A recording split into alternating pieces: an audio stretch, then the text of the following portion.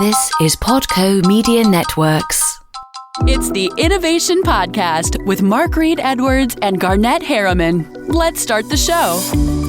Hi, it's Mark. Carmela Rea, who founded the EggFund, focused on helping people finance fertility treatments, will join us to discuss that important topic today. Coming soon, we'll also chat with Boston University Innovation Fellow Moira Kelly, Michael Hoffman, founder and CEO of Gather Voices, and Jarrett C. Riddick, Director of the U.S. Army's Vehicle Technology Directorate. Plus, we have some special things planned for the new year. Let's get to our discussion with Carmela Rea.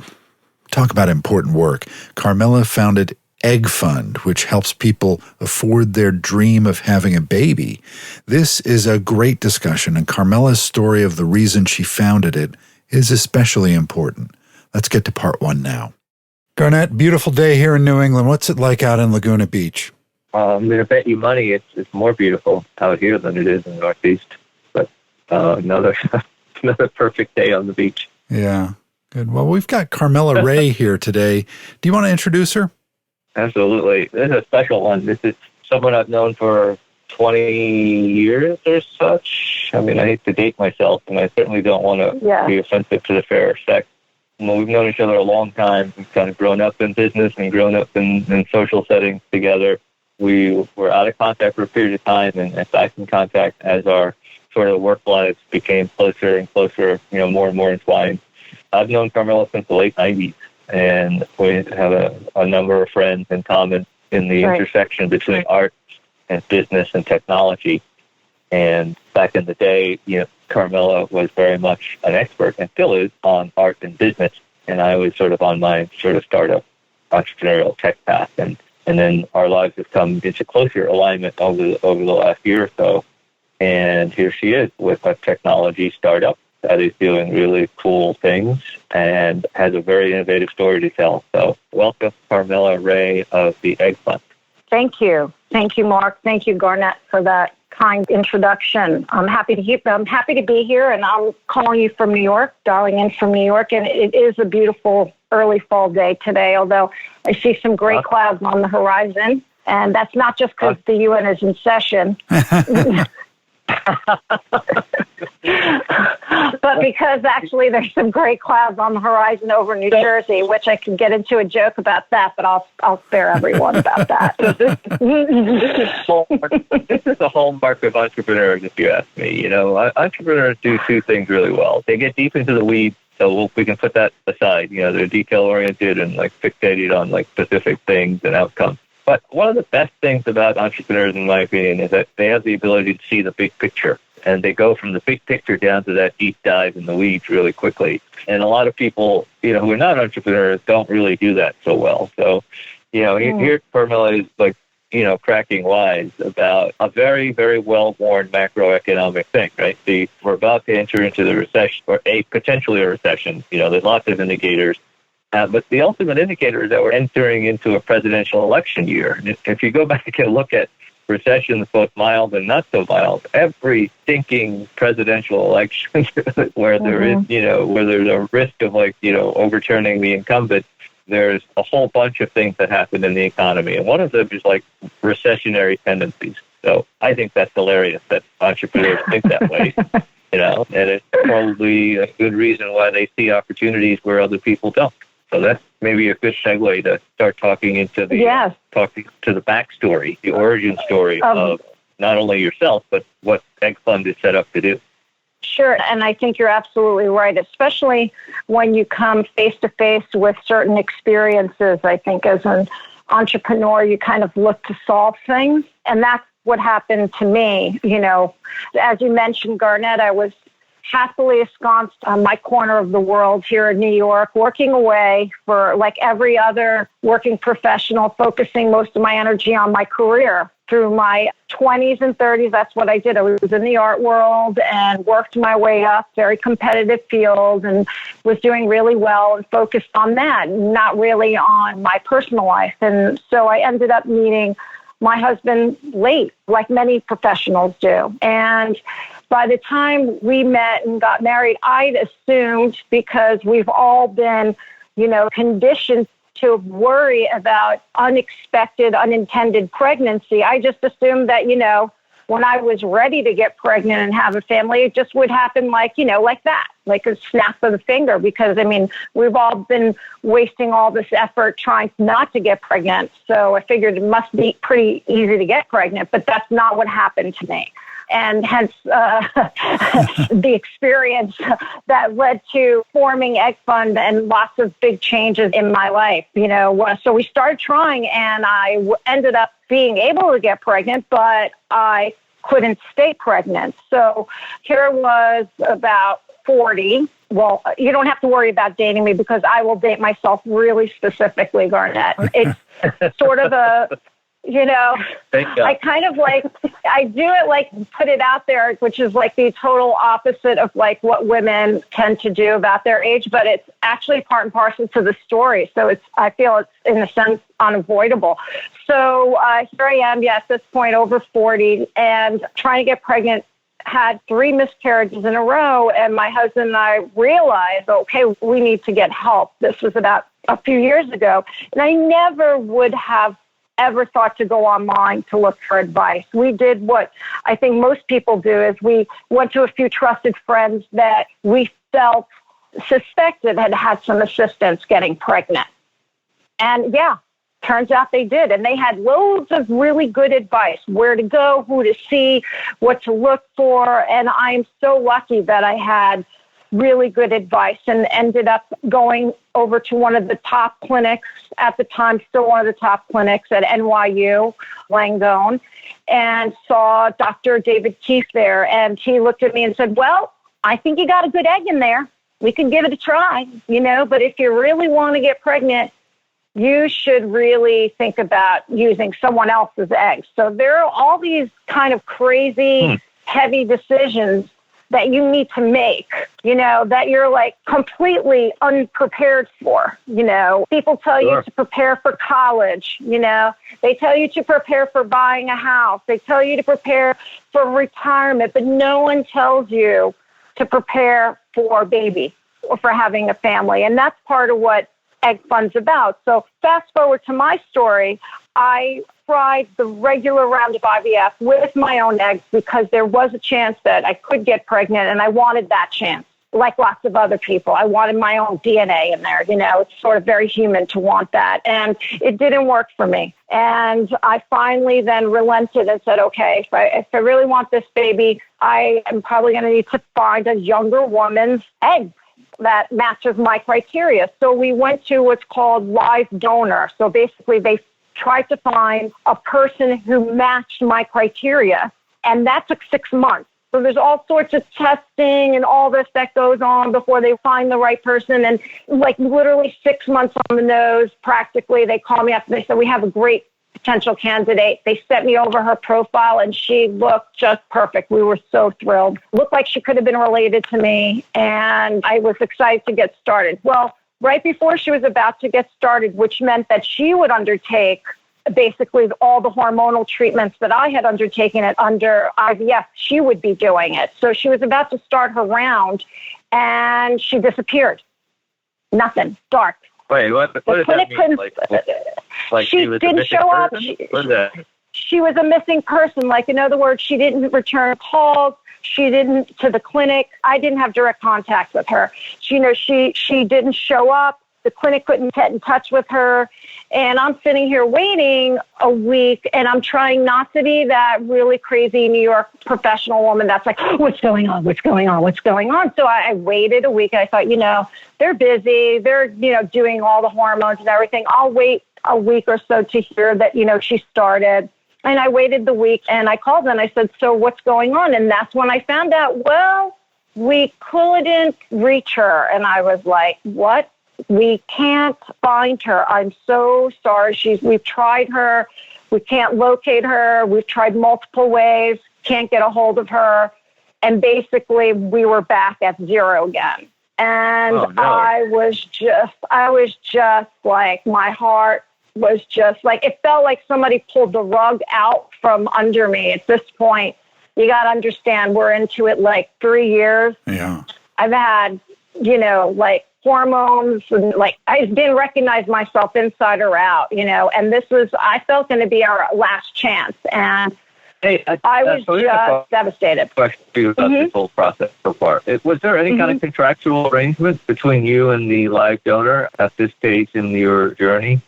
There was never direct with the donor. There's a contract with the center. So in this case, with NYU. So,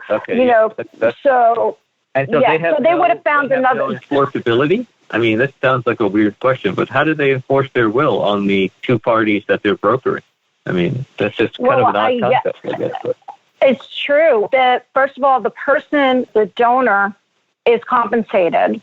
So ostensibly, the donor is doing this in part because they want to help people. I want to be clear. Anybody who does this primarily wants to help people. But secondly, because they want to be paid. Now, in this particular case, something had happened in her family. I don't remember if it was a death or something had happened where she was dark for a while because of something unexpected that came up. And from NYU's perspective, we would have had to wait, and we would have just had to find another donor. They were committed to finding me a donor. And there's never, and this is the thing with this process, there's never a timeline, there's never a guarantee, and there's no budget.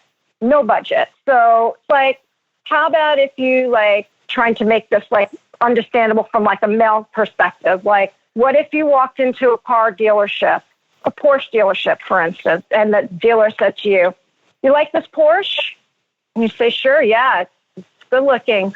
"Okay, well, if you want one, you're going to have to buy it now, put it on your credit card, and if you drive it off the lot, it may or it may not work, but you still have to pay for it."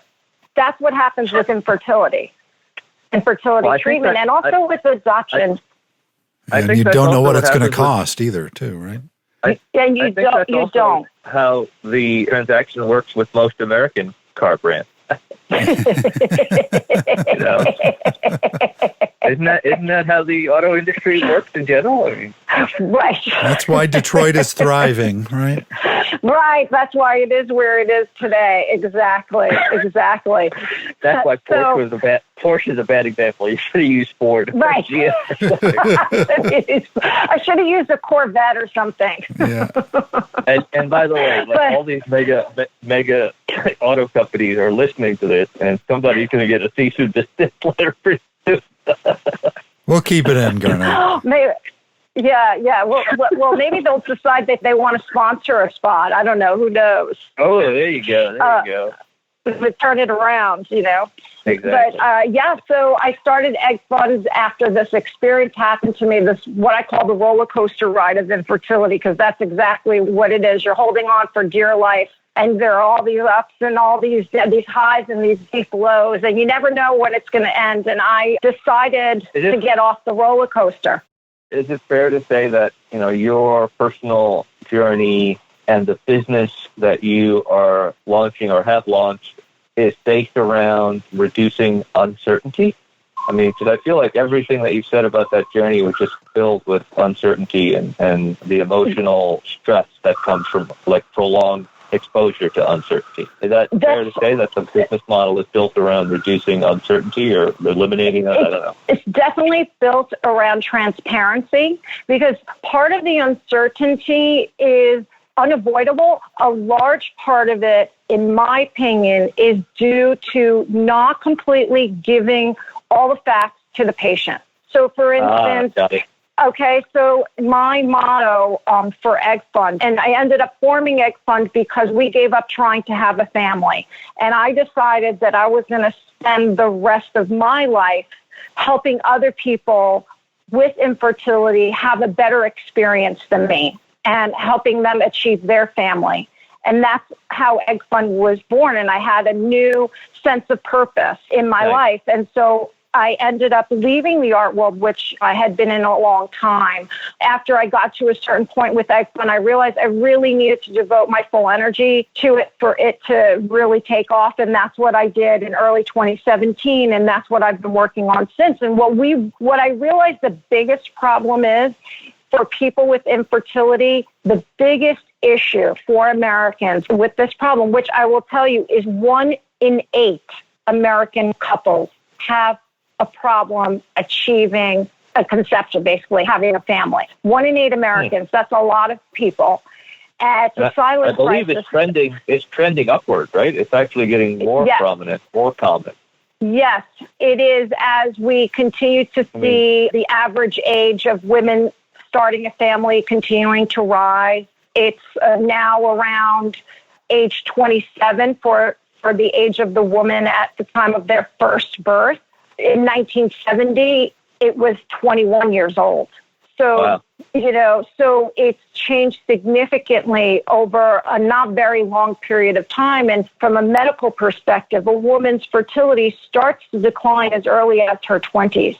So you can see that already, you're stacking yourself up for a potential issue just because of the way our biology is in direct opposition with the way that people are living their lives today and working. And so it's going to become an increasing problem as people continue, and women especially, continue to put off having a family in service to their own goals, their own professional goals, their own personal goals, and wanting to achieve those before settling down to have a family. So what EggFund does... Go ahead. So you took the question right out of my mouth. That's where I was going next. Okay, but so what EggFund... Just some of the macro, demographic stuff, because it's kind of frightening. Like the it truly is. Of populations that are not actually replacing themselves. Been happening for a long time in Western Europe in particular, and in very specific parts of Asia, like Japan. It's just that demographic trend is just starting to hit the radar of big thinkers, I think, in North America. But we can come back to that later. So absolutely. So what we do is the biggest problem for Americans who are in this situation is the cost. About 75% of Americans who could use assistance to get pregnant forego it because they simply can't afford it. Affording it means, just to give you an idea of cost, for IVF, it could cost you $60,000 on average because one cycle of IVF costs about $25,000 between all the medicine, all the testing, and the procedure itself. And on average, one thing clinics don't tell the patients very clearly, and this is an issue that I have with it and why I'm very clear about it on our website and whenever we talk about it, the national average for success is about 2.3 cycles. And if a cycle is on average $25,000 all in, you do the math, that's $60,000. That's a car, it's a house in some parts of the country, or at least a down payment of a house in some parts of the country. This is a huge expense. This is an after-tax dollars, by the way. We paid $80,000 of our own savings for our experience, which ended up with nothing. And it's very common because it's not mandated by most states that infertility is a disease that should be covered by insurance. And because of that, people go into all sorts of financial hardship, bankruptcy, second mortgage, their home. They put off buying a home because the money they were going to use to buy a home, now they've realized they need assistance to get pregnant. And so now they're using that money for IVF. All sorts of things. And I just think that when I reviewed the situation, I realized very clearly that as faulty as the technology currently is, at least it's out there. And if you don't have the money and you can't access credit, you can't even get in the game to try. And I feel that that is wrong, that you should not have to be wealthy to procreate. And unfortunately, Garnett, you and I have spoken about this. It's pointing increasingly in that direction with the cost of health care. And I wanted EggFund to create more affordable options for patients in this very stressful moment so that they are financially impacted, but not as much as minimally as I can possibly make it. So that is what we do. the two big things are basically transparency of knowledge transfer, right? And then also financial tools and financial support and assistance. That's right. And so can we get into the weeds a little bit on how the financing platform works? Sure, absolutely. So let's say Mark really wants to get pregnant at the age that he's at, which is 50, and he can't afford it. Now, what does Mark do? Mm-hmm. Okay, so what Mark does in most cases, Mark can come directly to my EggFund if he needs the funds, but oftentimes what happens is people first go to a clinic and they get tested to see what's going on. I've tried for 6 months. I can't get pregnant. What's going on? And the fertility clinic will first take your history and run some tests to find out what is going on with you and see if there's some underlying medical issue that needs to be resolved first, and that might solve your problem, or whether you're still a candidate for a procedure like IVF. Or another type of procedure, which is IUI. So more than likely, you'll likely get to a clinic and get diagnosed first and get the feedback from the doctor, like, here's your recommended course of treatment. Mark, I think that you need to undergo IVF, and here's what it's going to cost you. It's going to cost you $12,000 plus the Are those types of like diagnostic clinics or diagnostic providers, are they like a natural sort of partner for your financial platform because they would be maybe referring folks? How's that work? Absolutely. Okay. I work with clinics all over the country. As a matter of fact, I work with a network of over 250 clinics already. Oh, cool. And so, they love working with us because I make their life really easy. They have no paperwork to do. Great. Life is really simple because I fund the patient. Yeah. My philosophy is I fund the patient. I don't fund the clinic. I treat the patient as an adult, which I have to tell you, which sounds really funny, but you'd be surprised. A number of lenders will only transfer the funds to a clinic, not to the patient, which I find, I feel incredible. That as a female, I feel that if this were a male issue, would they do that? Or would they trust the male to handle their own money? So I very specifically, EggFund arranges the loan for people who want to have either fertility treatment, or if you want to go the adoption route, I don't care. My goal is just to help you get to that family. How you choose to do it, whether you want to go with a surrogate, it's your journey. I'm just here to help you get there. And I empower the patient. So the patient, if they don't like the clinic, are not tied to that clinic because their financing is tied to that clinic. That patient is mobile and can go wherever she or he wants to go for treatment. If they're unhappy with their provider, guess what? They can go someplace else.